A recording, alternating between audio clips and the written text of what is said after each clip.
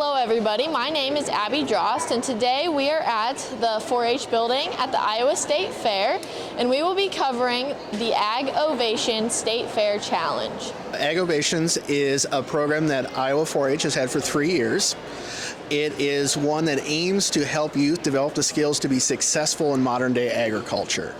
With it, youth they form a team, they select a problem in agriculture, something that's important to them. And agriculture, we say, can be anything. It's anything from food deserts to things in production agriculture, to things into nutrition, into transport, into economies, whatever, something that's important to them. They research that problem, they develop a solution, they test that solution, and today at the finals, they're going to compete in a Shark Tank type experience with judges from the industry, and then they have the opportunity to win scholarship dollars for their project. We did a presentation about biosecurity, and we created a scavenger hunt and interactive board, and then activities that we presented at our fair to teach about biosecurity and animal welfare. It's something that we aim, since our fair's at the end of the year, we couldn't replicate it yet this year, so that's the goal for next year, is to keep it going throughout the whole state of Iowa.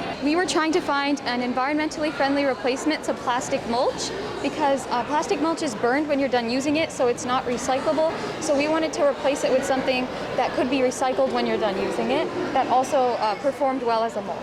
So this was our skid shoe project from 2 years ago. These are what we made as our final product. We met with Lundell Plastics and designed these after showing them our prototype that we welded out of steel. And basically what they are is they're shoes that you put on the bottom of a bucket so you don't dig in a rock and gouge lawns. So it just floats along the rock as you're trying to remove snow.